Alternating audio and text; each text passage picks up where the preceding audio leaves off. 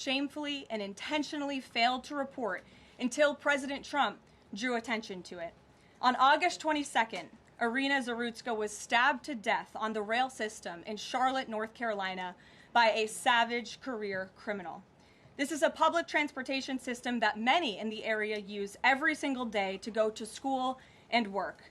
Irina was on the train that night traveling home from her job at a pizzeria, still in uniform from her shift.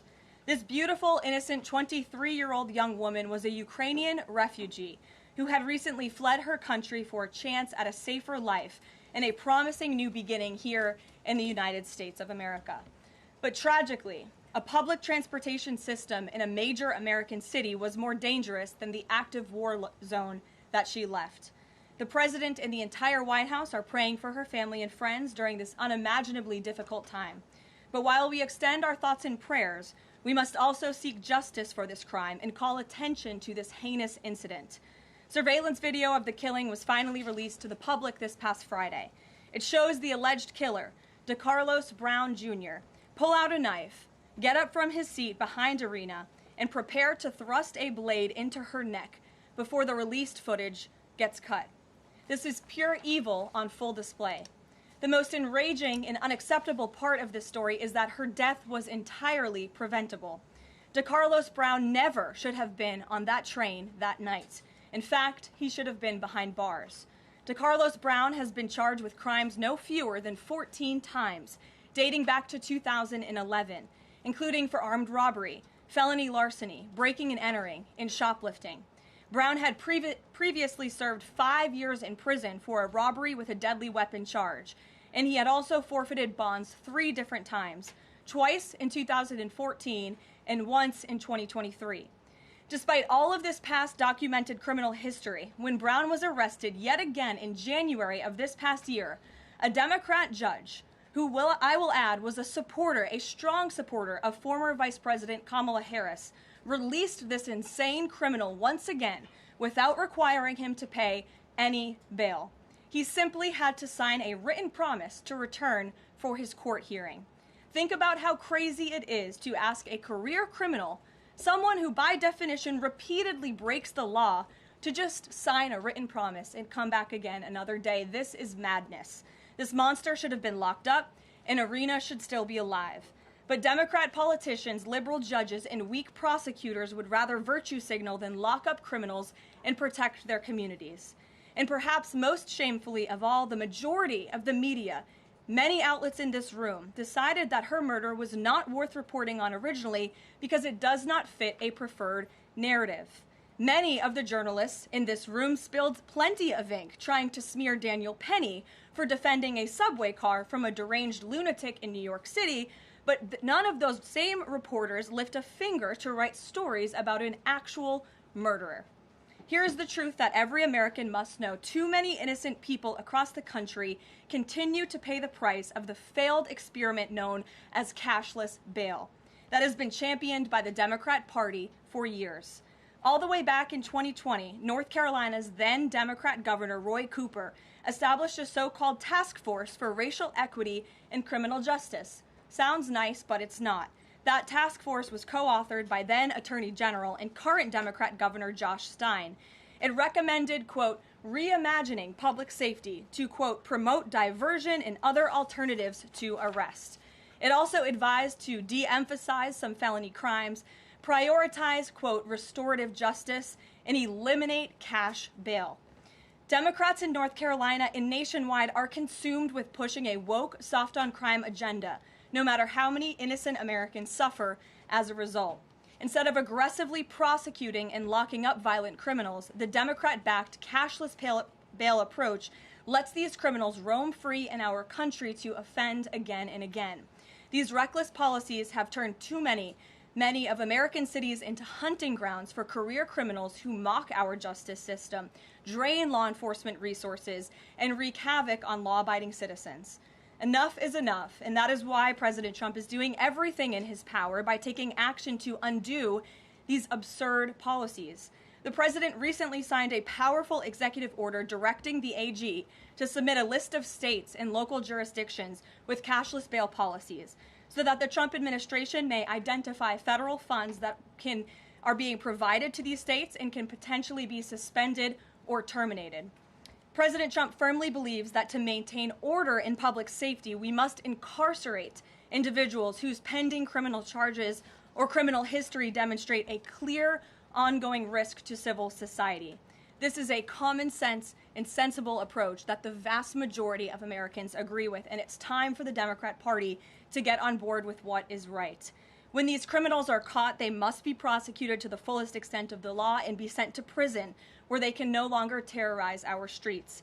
This is the mandate the American people delivered to President Trump, and it's a mandate he intends to fulfill. Staying on the topic of public safety, new preliminary data released today by Customs and Border Protection in August shows that President Trump has delivered the most secure border in American history.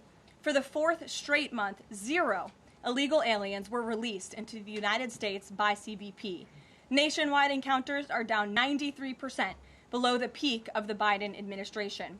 Border Patrol apprehensions on the southwest border in the entire month of August were less than what was apprehended in 4 days in August 2024 under the Biden administration.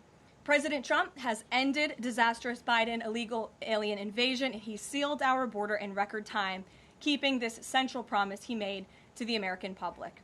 With that, I will take your questions. Here in our new media seat today, we have Michael Schellenberger, who is the founder of Public News with nearly 2 million readers and subscribers. Michael, thank you for being here today. Thank you. And why don't you kick us off? Sure. Thank you for making space for new media. Nice to meet all of you. It's great to be here. I want to see if you could give some insight into whether the president is considering additional measures against Europe and Brazil, not just for censorship, but also for preventing political candidates from actually competing in elections. We've now seen in Romania, France, and now Germany with Joachim Paul, efforts to basically just prevent candidates from being able to compete in elections. The president has shown some concern around President Bolsonaro, who's being prevented from running. All of this is coming in the context of increased censorship of online platforms, of American platforms, and efforts to censor Americans. I'm personally being investigated under criminal investigation with my Brazilian colleagues for publishing the Twitter Files Brazil. We're very grateful that the president has imposed Magnitsky sanctions on the judge. Is the president considering additional actions, given that it appears that they're going to end up with a conviction against President Bolsonaro, preventing him from running? Is he considering doing anything about this crackdown in Europe? I mean, it's shocking to see Joachim Paul, this mayoral candidate in Germany, the criminal indictment against him cites him, quote, saying that he loves the Lord of the Rings as reason why he's an extremist and shouldn't be able to run. So I just wonder if you could speak to that. And again, I'm grateful to be here. Nice to meet you all. And I'm grateful for what the Trump administration has done to push for free speech abroad. Well, thanks for being here, Michael. We appreciate it. Freedom of speech is arguably the most important issue of our time. It is enshrined in our Constitution, and the president believes in it strongly. He himself faced censorship in his road back to this beautiful Oval Office here in Washington, D.C., so he takes this very seriously, as does, I know, the Vice President of the United States and the entire Trump administration, which is why we have taken significant action with regards to Brazil in the form of both sanctions and also leveraging the use of tariffs to ensure that countries around the world are not punishing their citizens in this way. And at the same time, the president is, while he's leveraging the United States to safeguard our interests abroad, he's also making sure that freedom of speech remains here in the United States of America. So I don't have any additional actions to preview for you today, but I can tell you this is a priority for the administration, and the president is unafraid to use the economic might, the military might of the United States of America to protect free speech around the world. Quick follow-up to that? Sure. Quick follow-up, which is just, there was a Reuters story saying that the Trump administration was looking at this Europe-U.S. trade deal as one of the sticking points, this issue of the censorship, not just of U.S. platforms, of Americans. Do you have any updates on how those trade talks are going? And I also wonder if the president is concerned about NATO membership. NATO membership requires that you be a democracy and you have free speech. Is it possible that some of these actions that we've seen in Romania, France, and Germany would disqualify those countries from being in NATO after this? I have not heard the president discuss NATO membership in regards to this issue in particular, but I have heard him discuss the issue of free speech and the importance of free speech with foreign leaders around the world, including the Prime Minister of the United Kingdom. When we were in Scotland, the president brought this up and how important it is for the Prime Minister to protect free speech in the UK and in various conversations with other world leaders. So he brings it up, and I think the entire world knows that this is a priority for the President of the United States. Thank you. Gabe. Thank you, Karoline. Regarding the Israeli strike in Doha, how much time or how much of a heads up did the U.S. get, and does the president support the strike? Sure. Well, I have a statement to read for all of you with respect to the Israeli strike in Doha, and here it is. This morning, the Trump administration was notified by the United States military that as Israel was attacking Hamas, which very unfortunately was located in a section of Doha, the capital of Qatar. Unilaterally bombing inside Qatar, a sovereign nation and close ally of the United States that is working very hard and bravely taking risks with us to broker peace, does not advance Israel or America's goals. However, eliminating Hamas, who have profited off the misery of those living in Gaza, is a worthy goal. President Trump immediately directed Special Envoy Witkoff to inform the Qataris of the impending attack, which he did. The president views Qatar as a strong ally and friend of the United States and feels very badly about the location of this attack. President Trump wants all of the hostages in Gaza and the bodies of the dead released, and this war to end now. President Trump also spoke to Prime Minister Netanyahu after the attack. The Prime Minister told President Trump that he wants to make peace, and quickly. President Trump believes this unfortunate incident could serve as an opportunity for peace. The president also spoke to the Emir and Prime Minister of Qatar and thanked them for their support and friendship to our country. He assured them that such a thing will not happen again on their soil. And to be clear, the president disagrees with the location of the strike, and that he passed that along to Prime Minister Netanyahu. The president just confirmed that in the statement that I just read to you, which I spoke with him about before coming out here. Jackie. Thank you, Karoline. So is the president upset with Netanyahu now? The president made his thoughts and concerns about this very clear, and he spoke again both to Prime Minister Netanyahu and also the Emir and the Prime Minister of Qatar after this attack. And the president has always made it very clear that he wants peace in the Middle East, just like he sought that and accomplished that in his first term. He expects all of our allies and friends in the region, that includes both Qatar and Israel, to seek peace as well. And he wants to see that happen, and he's working with all of our allies in the region to get that done. Are there any consequences, so to speak, for Netanyahu doing this, as it sounds, against the president's wishes, or at least his belief that it was appropriate? Is there going to be any directive from the president to Netanyahu in terms of what's allowed in the future? And also, is there any concern this could jeopardize the Abraham Accords? Look, that's a decision only the president can make. With respect to your first question, to answer your second question, as you heard from the president, he said he believes that this can serve as an opportunity for peace, and he's still actively and aggressively pursuing it with all of our allies and partners in the region. Jennifer? Just to follow up on that, Karoline, are you able to say how often the president spoke to the Prime Minister of Israel before this? Because that's one question. And then what did he mean on Sunday when he posted, "I've given my last warning to Hamas," etc.? He wasn't talking about this strike on Doha? No, he was not. As I told you, the Trump administration was notified by the United States military that Israel was attacking Hamas, and the president spoke to the Prime Minister after the attack, as well as, again, the Emir and the Prime Minister of Qatar. And I know Secretary Rubio and Special Envoy Witkoff were present for that call with the Qataris as well. Reagan. Thanks, Caroline. I have two questions for you on crime crackdown. Sure. Democrats have tried to argue that red states have higher crime rates while overlooking problems of high crime in blue cities. I'm wondering if the president would consider working with red state governors to fix high crime in blue cities like in Memphis, Tennessee. So first of all, I want to get to the premise of your question, Reagan, which is being pushed by Democrats, that there is crime in red states. Of course, there is crime in all states, but the crime in these cities is all in cities that are run by Democrats. If you look at the list of the top 20 high crime cities in the United States, every single one, with the exception of one in Louisiana, is run by a Democrat. And these Democrats have supported the same policies that I spoke about at the beginning of this briefing, like cashless bail. If you look at a red state, Mississippi, but a Democrat-run city in that state, Jackson, in 2019, Jackson, Mississippi eliminated cash bail for virtually all misdemeanor cases. And while Jackson is not formally a sanctuary city, the state of Mississippi formally banned sanctuary cities, and this city has acted as a de facto sanctuary city for criminals and illegal aliens since 2017. Same thing, Birmingham, Alabama, a Democrat-run city in a red state. In 2017, the Birmingham City Council unanimously passed a resolution, quote, committing to establish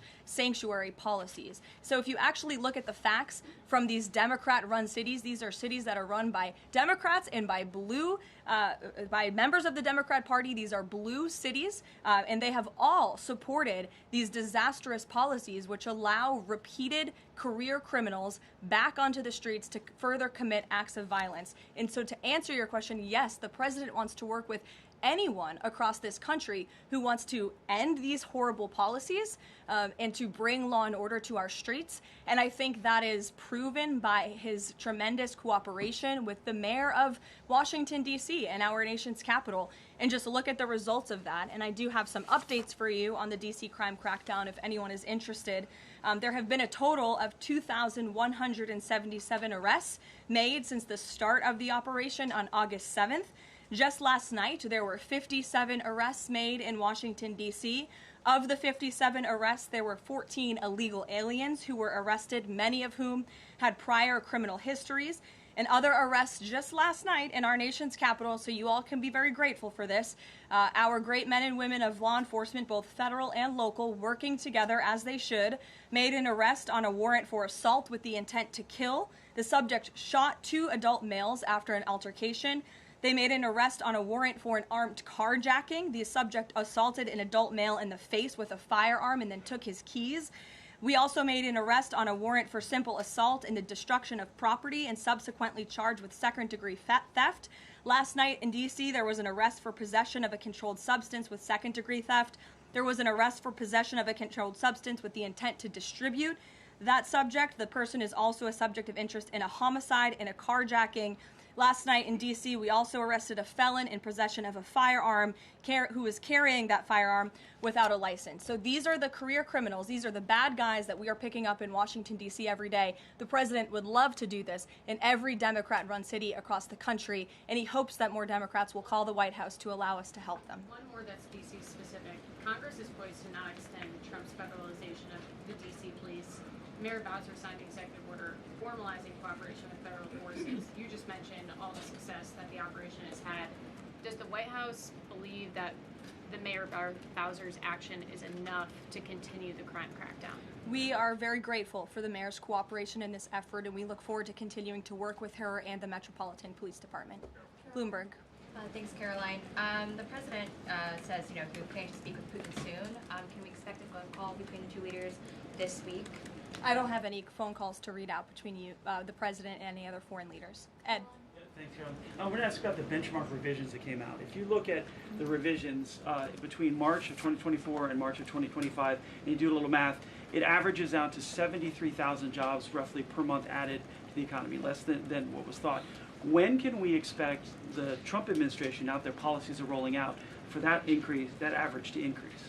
Well, let me just say something about the revisions that came out this morning. And this was one of the biggest revisions in absolute terms in decades. And the benchmark year, March 2024 to 2025, shows that the job growth was vastly weaker during the Biden administration than ever previously reported. Between this revision and last year's, job growth was actually overstated by approximately 2 million jobs. And the Biden administration stood up here and vouched for that data and told you that data was real. And when President Trump calls into question the veracity of that data, like he did before he took the oath of office and even now as President of the United States, he was ridiculed for that. And turns out this revision proves 2 things. Number one, the president was right. And this is why we need new leadership at the Fed.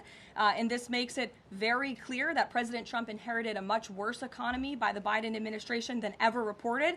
And it also proves that the Federal Reserve is holding our monetary policy far too restrictive.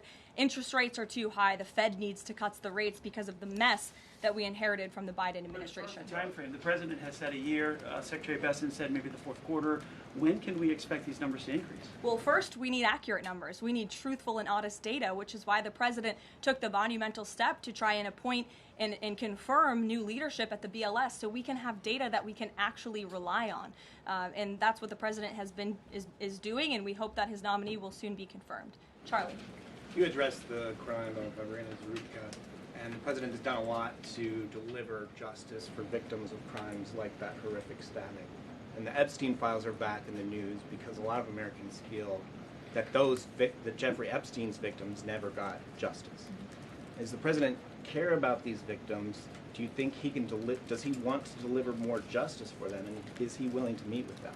The president cares about victims of all crimes, and that's why Republicans in the Trump Department of Justice have done more in terms of transparency when it comes to the Epstein case than any prior administration. And why are the Democrats all of a sudden caring about this? It's because they are desperately trying to concoct a hoax to smear the President of the United States. We have seen this time and time again. Ro Khanna and all of these other Democrats, they could have cared about those victims 4 years ago when Joe Biden was in office. They could have pushed for transparency then. Unfortunately, the Democrats are using victims as political pawns to try to smear and to push a hoax against the President of the United States.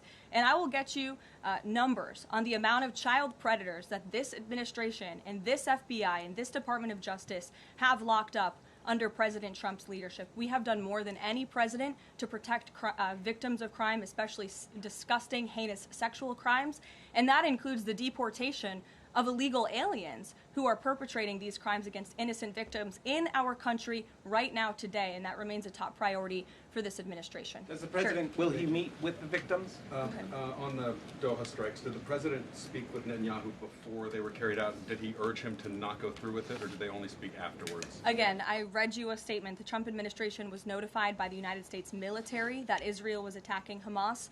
The president directed his special envoy Witkoff to immediately call the Qataris, and after the attack, he spoke to Prime Minister Netanyahu. One more. Behind you. Thank you. Go ahead. About the Epstein case, would the White House support a professional handwriting expert review of the document released yesterday to prove that it's not the president's signature? Sure, we would support that. And in fact, I have already seen many forensic analysts of signatures coming out. I believe it was the Daily Signal that published a piece with 3 separate signature analysts who said that this absolutely was not the president's authentic signature. And we have maintained that position all along. The president did not write this letter. He did not sign this letter. And that's why the president's external legal team is aggressively pursuing litigation against the Wall Street Journal, and they will continue to. Christian.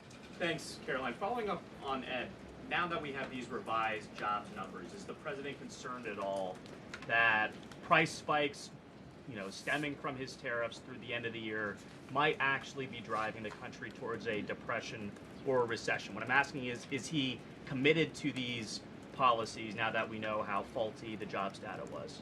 The president is committed to his policies because his policies are working, Christian. And there have been a lot of people fear-mongering about inflation in this room, but it just has not come to fruition. On a monthly basis, CPI inflation has now come in at or below the market's expectation for 6 consecutive months, every month that President Trump has been in office. Overall, inflation has run at a 1.9% average pace in the president's first 6 months in office. I would have told all of you that in January, you would not have believed me, but those are the facts and those are the numbers. And we also see many other positive signs in economic indicators like real GDP. In the second quarter, it was revised up to 3.3%. That beat the market's expectation.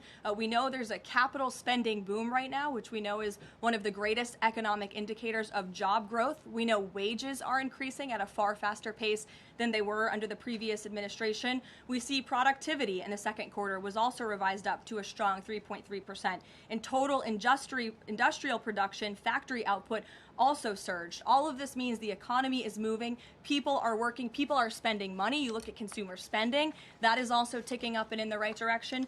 And in a large part, it's because of the incredible work the president has done in terms of energy and unlocking our energy dominance in this country. Again, these jobs, the numbers from the BLS today prove that the economy was an absolute mess, and we are working every single day to fix it, and all of those indicators I just read for you are positive sign of what is to come. Just one more quickly on sure, trade, Danny.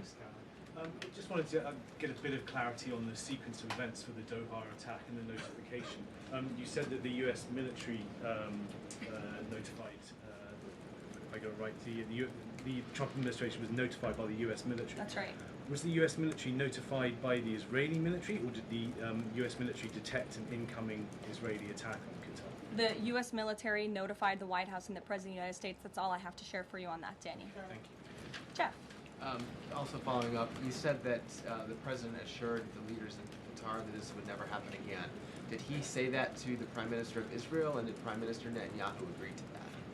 The President told that to the Emir and the Prime Minister of Qatar, and the President also overstressed the importance of peace in the region in his conversation with Prime Minister Netanyahu as well. And Prime Minister Netanyahu told President Trump he wants peace and he wants it quickly. That's what the President expects to happen. The President is very clear in the statement that he just had me read, and you will all see it out on True Social very shortly, I am sure. The whole world will see it. He wants all of the hostages released out of Gaza, and he wants this war to end. Those are two clear directives that the President is making very clear for the entire world to understand. Mary.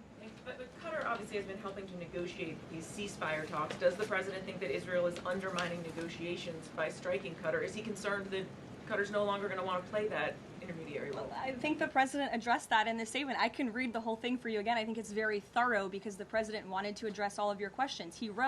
We wrote, unilaterally bombing inside Qatar, a sovereign nation and close ally of the United States that is working very hard and bravely taking risks with us to broker peace, does not advance Israel or America's goals. However, eliminating Hamas, who have profited off the misery of those living in Gaza, is a worthy goal. So he answered that question himself. And to be clear, you can't say that Israel informed the U.S. What I can tell you is the United States military informed the Trump administration. Thank you. A quick follow on that. Can you tell us when the U.S. military was notified, given that the largest U.S. military base is in Doha? And then I have a question on D.C. crime. This morning, just before the attack, as I said earlier as well. Okay, thank you. And yesterday, the President spoke about D.C. crime and talked about how there was virtually none.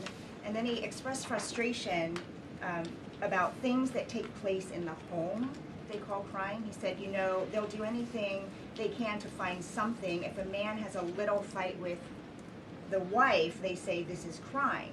See, now I can't claim 100%. Exactly what crimes was the President referring to?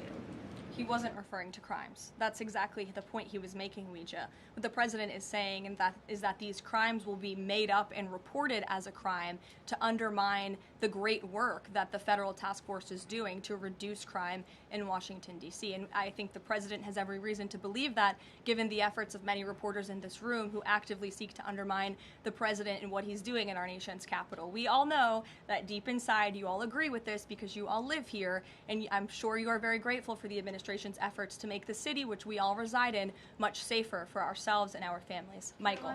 Thank you, Caroline. Florida Congressman Randy Fine is calling for judges to face consequences if the violent repeat offenders they release go on to commit new crimes. Is that something the President supports?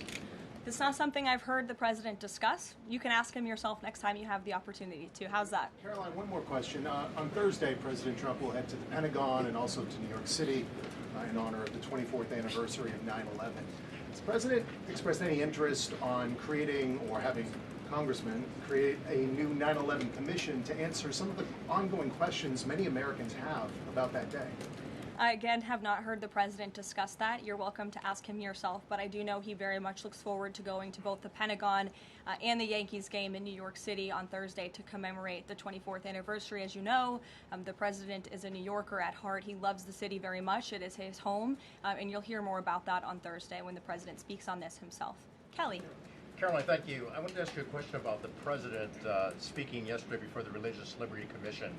As you know, he's created the White House Faith Office, the Task Force on Anti-Christian Bias, and yesterday he talked about the importance of the Bible in America and the importance of prayer in America. Some people have criticized him for that in stating that he's espousing Christian nationalism. Yet the President has called on the American people to band together in praying for this nation for people of all faiths. How important is that to the Trump administration, and are there guidelines for implementing that? Well, last time I checked, it's not just Christians who pray, it's people of all faith who pray, and that's what the President wants to protect, the religious freedom for Americans of all faith. And he spoke about that yesterday, and that's why he was very proud and excited to announce this new initiative, Pray America, encouraging all Americans to pray for our country and the goodness of our country leading up to America's 250th birthday next year. Why don't we take some from the sides? Elizabeth, go ahead. Thank you, Caroline. I have two questions. Sure. First, on prayer again. Is the Trump administration looking for the forthcoming prayer guidelines to challenge existing court precedent on the right to pray in public schools? Well, the president spoke about that yesterday, and some of the changes we are making to ensure that the religious liberties of America's students and our youth are respected in public schools. In fact, he had a young student and invited him on stage to share his story about how when this young boy spoke about biological and biblical truth in his classroom, he faced consequences for that, and how Americans of faith should not be facing consequences for expressing their religious freedom and their religious views. Not in any public school in America should that be happening. You heard the president talk about that yesterday. Sure. Caroline, thank you so much. Regarding Israel attacking Doha, beside a phone call, what was President Trump's involvement in the attack, if any? Look, I don't have anything more to read out for you on this other than the very lengthy and thorough statement that I have shared repeatedly now. Sure. Go ahead. Thank you. After the Supreme Court ruling yesterday on the ICE raids in Los Angeles, some, particularly non-white U.S. citizens, are saying that they're going to begin carrying their U.S. passports with them at all times. What is the White House's response to Americans who are concerned about being swept up, as others have been already, in these enforcement actions? They should not be concerned, because this administration is focused on the detention and deportation of illegal alien criminals who broke our nation's immigration laws. And the Supreme Court upheld the Trump administration's right to stop individuals in Los Angeles to briefly question them regarding their legal status, because the law allows this, and this has been the practice of the federal government for decades. And the Immigration and Nationality Act states that immigration officers can briefly stop an individual to question them about their immigration status if the officer has reasonable suspicion that the individual is illegally present in the United States. And reasonable suspicion is not just based on race, it's based on a totality of the circumstances to review. And I will tell you, I spoke to our border czar about this morning. When ICE goes out to conduct a targeted operation to deport illegal criminals from our community, they are doing so with intelligence, they are doing so with law enforcement sources, they are doing so in most cases with the backing of local law enforcement who know exactly where these illegal alien criminals and drug traffickers and drug dealers are hiding in plain sight in American communities. And the men and women of ICE are doing everything they can to not only follow the law, but to enforce the law. And it's about time that has happened, because we had 4 years of an administration who completely ignored and evaded our nation's very clear immigration laws, and the Supreme Court has reaffirmed that. Sure. Thanks, Caroline. One of the other documents released by the House Oversight Committee contained a photo of Jeffrey Epstein holding an oversized check that was made out to him in the check from the president for $22,000 for a fully depreciated woman. I wondered if the president has any recollection of that, or what you guys make of that photo that was included in those documents. Did you see the signature on that check? It is not Donald Trump's signature. It is absolutely not. The president did not sign that check. But does he recognize the woman? Caroline, Thank you, Caroline. on the New York City election, Caroline. Is he Well, considering? I'll take both of you. Go ahead. So, first, is the president considering offering Mayor Eric Adams a job? If so, why? And does he think Curtis Lee was a serious candidate for New York City mayor? Look, the president has made it quite clear he wants this race to move forward in New York City. He does not want a communist to be running New York City, but as for weighing in on other individual candidates, I'll leave that to the president to do himself. Caroline, and then following up on Reagan's question, you know, many of these highest crime cities in America, they're led by black mayors, including the three that you mentioned, Jackson, Memphis, Birmingham. So given that, what's your response to criticism from the left that Trump is targeting black mayors? Isn't he just trying to protect black people? The president is trying to protect all Americans from crime, and he wants to make all of our cities in America safe. And the fact is, the most dangerous cities in America are run by Democrats, overwhelmingly. And according to the FBI crime statistics, 19 of the top 20 cities with the highest murder rate are run by Democrats. And these high-crime, Democrat-run cities are driving up the crime stats in otherwise safe red states. So, of course, he wants to address this problem. He's made that quite clear.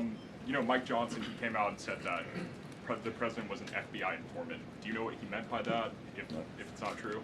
I can affirm that is not true. I think the speaker was referring to the fact that President Trump kicked Jeffrey Epstein out of his Mar-a-Lago property for reasons the president has already discussed. John. Oh, thank you, Caroline. First of all, as a Washington, D.C. resident with my family, I just want to thank the administration for revitalizing safety here.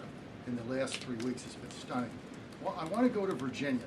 All of a sudden, out of the blue, Winsome Sears has closed the gap on Abigail Spanberger. Got 4 issues. Coerced abortions in Fairfax County without telling mom or dad, no parents, girls going in boys' bathrooms on film, right? 2 of the young fellows get suspended for complaining about it. Virginia Beach man, an innocent man, is now died in a car crash by a drunk illegal going on the other side of the road, and now you got Spanberger's got these racist signs. When are we going to get the president to make an official endorsement of Winsome Sears and maybe come and campaign in West Virginia? Well, as you know, I'm very limited in what I can talk about when it comes to political endorsements in future elections from this government podium.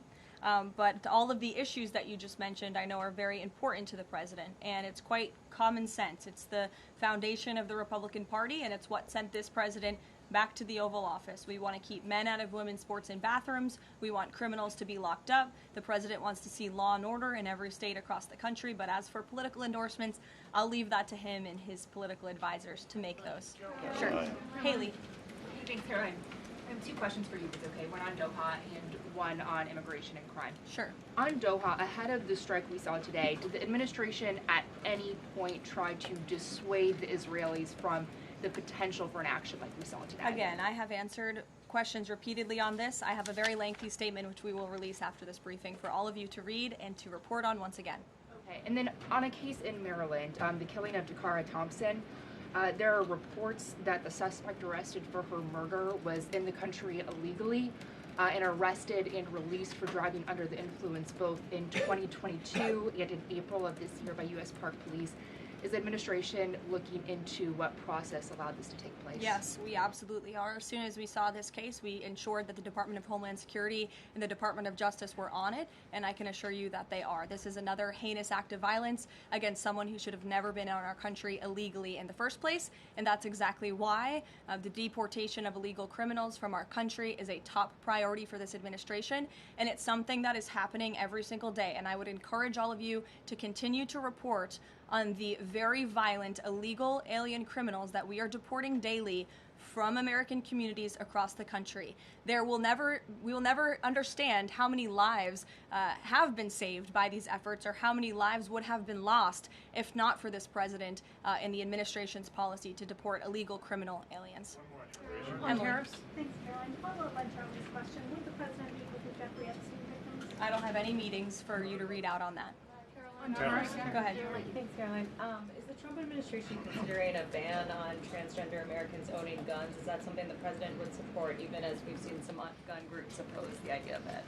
I saw reporting on this. I understand there were very preliminary, low-level discussions about this at the Department of Justice, and then sometimes those discussions are reported as fact. I'm not tracking any potential actions on this front, and I'll let the president weigh in on that. It's a policy decision, and it's far too early or would be premature, inappropriate for me to weigh in on it at this point in time.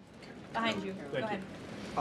After the immigration raid at the plant in Georgia on Friday, the president said over the weekend that he's open to some kind of changes in perhaps rules or visa rules or law that would prevent something like that happening in the future for skilled workers to train American workers. That's right. Can you confirm that and that the administration supports those changes, and what exactly would that look like? Well, the president said it himself in a statement that he put out on Sunday night. where he is very grateful for foreign companies from around the world and the investments that they are making right here in the United States of America. And he understands that these companies want to bring their highly skilled and trained workers with them, especially when they're creating very niche products like chips, or in this case in Georgia, like batteries. But the president also expects these foreign companies to hire American workers, and for these foreign workers and American workers to work together to train and to teach one another. And so he expects these foreign companies to hire American labor. We want Americans to have these jobs. Americans need these jobs, but he also understands the need for these companies to bring over their workers who already have these skills. So I think it's a very what those changes might be? I think it's a very nuanced and responsible and sensible approach for the president to take. And I know that the Department of Homeland Security and the Department of Commerce are working on this matter together. I would defer you to them for any further action on this front. Maggie. Caroline, thank you. I want to follow up on something you said. You said the Epstein documents are a hoax that Democrats are perpetrating against the president. You've said he didn't sign that check, that he didn't sign the birthday card that he allegedly signed. So what is the theory, since these documents came from the Epstein estate? Who is, I guess, in your view, faking these documents? I did not say the documents are a hoax. I said the entire narrative surrounding Jeffrey Epstein right now that is absorbing many of the liberal cable channels on television is a hoax that is being perpetuated by opportunistic Democrats like Ro Khanna and the others whom you saw on that press conference outside of Capitol Hill, who are trying to push this hoax against the President of the United States. What exactly is the hoax? I'm just trying to understand what's fake. What's fake is not the The documents. hoax is the Democrats pretending to care about victims of crime when they do not care about victims of crime, when they have done nothing to solve crimes, when they have done nothing to lock up child pedophiles and child rapists across the country, and when they are now using victims as political props to try and, again, smear the President of the United States and drag on this bad story about him. It is a distraction. The Democrats view this story as nothing more than an attempt to distract from the accomplishments and the achievements of this administration. And that is what we mean when we call it a hoax. If he didn't sign these, if you said he didn't sign the birthday card, he didn't do this, he also didn't do the check, those were in documents from the estate. So what is the working theory as to why he's in them? The president has one of the most famous signatures in the world, and he has for many, many years. You know that, Maggie, you've covered him for a long time, long before he assumed this office when he was a businessman in New York. The president did not write that letter. He did not sign those documents. He maintains that position, and that position will be argued in court by his lawyers. The president is very confident he is going to win this case. Caroline, thank you. Is the president planning to meet with Eric Adams in New York, maybe at the Yankees game? And has he personally talked to him about the race? I am not tracking any meeting with Mayor Adams at this time, but if that happens, I'm sure the New York Post will be one of the first people to know about it. I'll take a couple more questions. Why don't we go to the back? Tom Dempsey with News Nation. Regarding the growing U.S. military News presence... Nation, all the way in the back. Regarding the U.S. military, the growing U.S. military presence in the Caribbean, when asked directly about possible future military action, President Trump responded, "You're going to find out." What could the U.S. public expect of that situation moving forward, and what sort of ongoing threat does Trendy or Agra? I think it would be very unwise of me to preview what the president meant from this podium. But I think what the heart of what the president was saying, I know what the heart of what the president was saying in this administration believes, is that the regime in Venezuela is illegitimate. And it is unacceptable to this president and this administration to traffic illegal, deadly drugs into the United States of America. And that's why the president and the administration took very strong action against a boat and 11 narco-terrorists in international waters, as you all saw. I think that sends a very strong message to drug traffickers around the world. The president will not tolerate it, and the amount of drugs on that boat represents the lives of thousands of Americans that could have been killed by that deadly poison, and we're not going to allow that deadly poison to come into our country. The president will be signing a proclamation in the Oval Office later this afternoon, and we will see you all later. Thank you. Thank you.